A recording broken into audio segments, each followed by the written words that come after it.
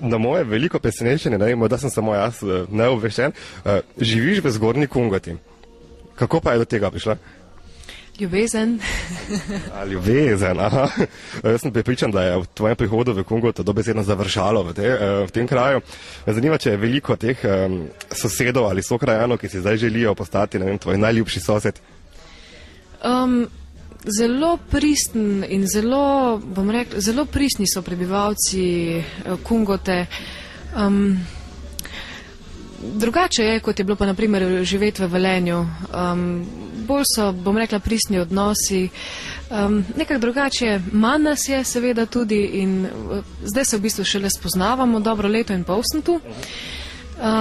Spoznavam okolico na sprehodih, spoznavam sosede, domačine, predvsem se pa velikokrat seveda srečujemo v trgovini ali pa predvsem na pošti, ker so se kak mesec nazaj, so se predvsem gospodje oglasili, ko sem čakala pač v vrsti.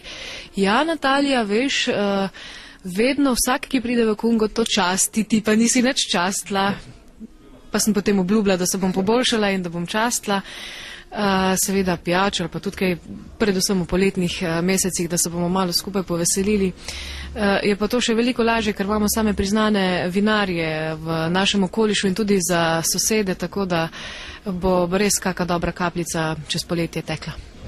Super, te ne moti recimo ta izrazita intimnost teh manjših krajev, recimo tam anonimnosti, vse tudi v Sloveniji, skoraj ni anonimnosti, ampak verjetno je zasebnost še težje spostaviti v enem manjšem kraju, recimo Ljubljana je morda že bolj primerna za kaj takega.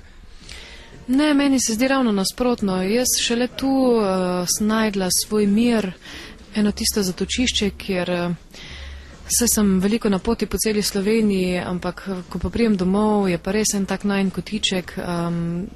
Ni nas veliko hiš, bom rekla, tudi v naši ulici.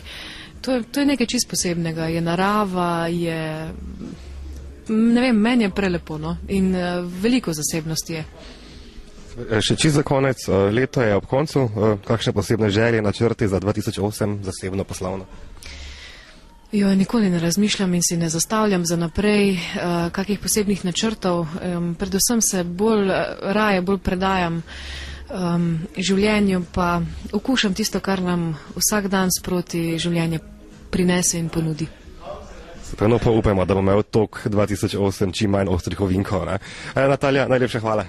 Hvala lepa tudi vam. Srečno.